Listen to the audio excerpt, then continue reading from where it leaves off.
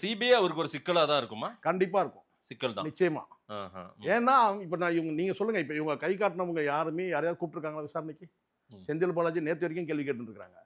செந்தில் பாலாஜிக்கு ஏதாவது சம்மன் இருக்கா? அதெல்லாம் இல்ல. இவங்க ஏதாவது ஒரு வேளை வந்து குற்றம் சாட்டுனாங்கன்னா, அந்த குற்றச்சாட்டு அடிப்படையில வேணா அவங்கள கூப்பிடலாம். ம்ஹ்ம். அங்க வந்து பார்த்தீங்கன்னா, இதுவரைக்கும் இவங்க இவங்க குற்றம் சாட்டுனவங்க யாரும் இல்ல. இவங்க தானே போய் பேசிட்டு இருக்காங்க. அதான் இவங்க போறாங்க, விஜய கூப்ட்டுருக்காங்க. ஆமா. ஆனா திரு நயினார் நாகேந்திரன் அமித்ஷாவ வச்சுக்கிட்டே மேடையில எதுக்கு செந்தில் பாலாஜி அலிகேஷன் பண்றாரு? சார் இது அது அவங்களே அரசு ஓப்பனா சொல்லல. இங்க அவங்களே சதின்னு தான் சொல்றாங்க. அததான் சொல்றேன். இங்க அரசியல்வாதிகள் தமிழ்நாட்டுல அரசியல்வாதிகள் இந்த தேர்தல் வரைக்கும் எது வேணா பேசுவாங்க. ஆ.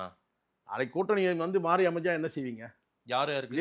இதே பிஜேபியோட கூட்டணிக்கு போறாருன்னு வச்சுக்கோ. ஒரு யார் வார்த்தைக்கு தான் விஜயா? சொல்றேன். விஜயே சொல்றேன். ஆ. ஒருவேளை அப்ப என்ன செய்வாரு? இந்த வார்த்தையெல்லாம் வித்ட்ரா பண்ணிப்பாங்களா? ம், ம். அவரு பொதுவா இந்த தேர்தல் வரைக்கும் வந்து இந்த அரசியல்வாதிகள் பேசுறதெல்லாம் ஒரு கணக்கிலே கிடையாது. ம்ஹ்ம். அப்படிதான் நடக்கும். ம். இதுக்கு முன்னாடி பல பேச்சுகள் சொல்ல முடியும். சரி. அண்ணாமலை பேசலையா? ம். இப்ப எப்படி வந்து எடப்பாடி பழனிசாமிய தற்கூரின்னு பேசினாரு அண்ணாமலை. இப்ப பேச முடியுமா அத நம்மோ? சொல்லுங்க.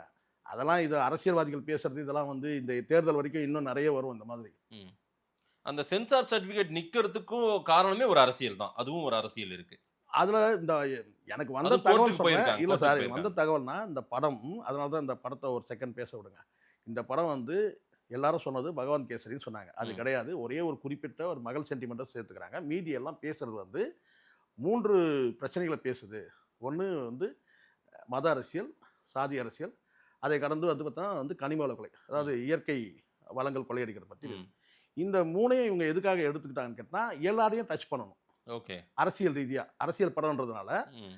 இந்த பக்கம் சென்ட்ரல்லயும் டச் பண்ணணும். இங்க ஸ்டேட்ல நடக்கிற இந்த ஆணவ கொலைகள் இது பத்தியும் பேசணும். அதுக்கு பிறகு அப்படியே போய் கனிம வள கொள்ளைய வந்து இவங்க தான் அடிக்கிறாங்கன்ற மாரி பேசணும். ம். இது ஏற்கனவே இது எல்லாத்தையும் வந்து மேடையில பொளந்து கட்டுனது சீமான். சரி. இந்த கொள்ளைகள் அத்தனையுமே மத அரசியல் பேசணும் சரி, சாதி அரசியல் பேசணும் சரி, இயற்கை வளங்கள் அழிக்கிறத பத்தி பேசுனது, அதுக்காக மரங்கள் மாநாடு, மாடுகளுக்கான மாநாடு, நீர் மாநாடு இப்படி எல்லாம் பேசுனது சீமான் தான்.